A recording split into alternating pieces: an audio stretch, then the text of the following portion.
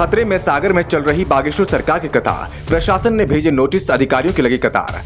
से 30 अप्रैल तक श्रीमद् भागवत कथा एवं 26 अप्रैल को लगेगा महादिव्य दरबार। दो नोटिस भेजने के बाद भी डीएम और एसडीएम क्यों पहुंचे कथास्थल? आखिरकार नियमों का पालन न करने के क्यों लग रहे आरोप? बाबा के दरबार में पहुंचे अमेरिका और जापान के भक्त, बाबा ने बोल दिया ठटरी के बारे में। Come here oh my dear, विदेशियों से बुलवाया जय Shri Ram. You say speak जय श्री राम।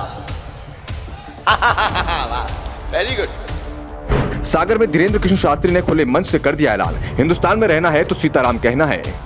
जब तक जो है भारत हिंदू राष्ट्र नहीं बन जाएगा, हम शांति के साथ नहीं बैठे। बाबा ने खुले मंच से क्यों बोला हमने किसी के बैल नहीं खोले? हिंदू राष्ट्र के उद्घोष से कैसे सनातनियों से भरा जोश? आखिरकार प्रशासन ने क्यों भेजा है बाबा को नोटिस? किस चीज की जांच करने स्थल पहुंचा प्रशासन? देखिए इस रिपोर्ट में। देखो देखो देखो, बाबा के दरबार में किस तरह से विदेशी भी आकर जय सिया राम बोलते हैं, किस तरह से बाबा के सामने विदेशी भी भक्तों पर मग्न होकर नाचते हैं। बाबा की दीवानगी का आलम देखिए, कैसे लोग सनातन के लिए दीवाने हुए जा रहे हैं। लेकिन साथ में ये भी देखिए कि किस तरह से सागर के प्रशासन ने बाबा की कथा के आयोजकों को दो लेटर जारी कर दिए, कथा की परमिशन पर सवाल खड़े कर दिए।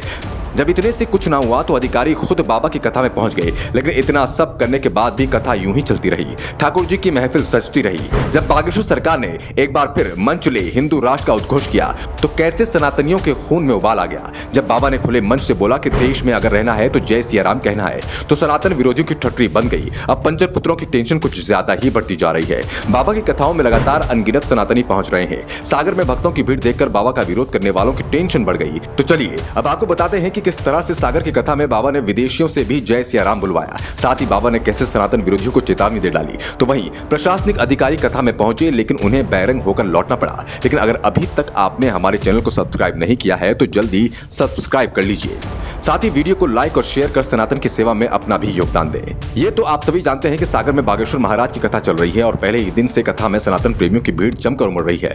लगातार लोग कथा सुनने के लिए पहुंच रहे हैं। ऐसे में बाबा के दरबार में कुछ लोग अमेरिका और जापान से भी पहुंचे, जिनमें से एक विदेशी को बाबा ने अपने पास बुला लिया। उस समय बाबा ने विदेशी को बड़े ही प्यार से ठट्री के बारे में बताया, come here oh my dear कहकर बुलाया। और इतना ही नहीं, बाबा ने विदेशियों के मुंह से जय सिया राम भी कहलवाया। और इसके अलावा जब बाबा ने भजन सुनाया तो विदेशी बाबा के शब्दों पर झूमते हुए नजर आए।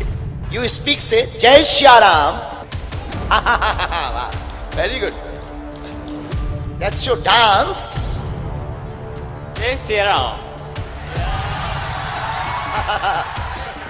इस सब मस्ती और भक्ति के माहौल से अलग भक्तों को बाबा का वो रूप भी देखने को मिला जिसके लिए बाबा हमेशा से प्रसिद्ध रहे।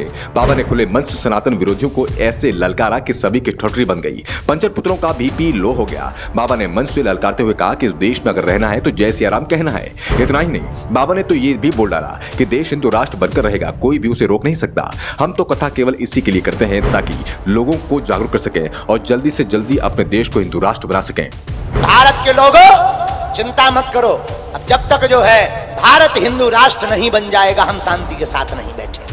तो देखा आपने किस तरह से बाबा ने देश को हिंदू राष्ट्र बनाने के अपने इरादों से भक्तों को खुलकर बता दिया। तो चलिए अब आपको सबसे अहम बात बताते हैं कि आखिरकार क्यों प्रशासन ने कथा आयोजकों को 2 नोटिफिकेशन भेजे थे। दरअसल जिला प्रशासन का कहना है कि कथा शुरू करने से पहले सभी मानक पूरे नहीं किए गए। साथ ही प्रशासन का आरोप है कि आयोजक समिति ने सुरक्षा के सभी इंतजाम पूरे नहीं किए। इसके बाद कथा स्थल का लगातार अफसरों ने दौरा किया। तो वहीं एसडीएम विजय देहरिया द्वारा 2 बार पत्र लिखकर व्यवस्थाएं सुधारने के निर्देश जारी किए गए।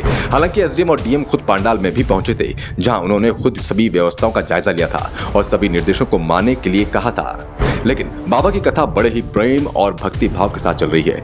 अब आपको क्या लगता है दोस्तों, क्या वाकई में कथा में प्रशासन कथा को रोक सकता है? क्या अब देश हिंदू राष्ट्र बनने में ज्यादा समय नहीं बचा? क्या अब बाबा की बढ़ती लोकप्रियता पंचर पुत्रों और लिबरलों के गले के फांस बनती जा रही है? क्या बाबा ने जो कुछ भी कहा आप उस सबसे सहमत हैं? आप अपनी राय कमेंट बॉक्स में जरूर दें। आपकी राय हमारे लिए बेहद कीमती है। पब्लिक दर्पण न्यूज के लिए राहुल जादव की रिपोर्ट।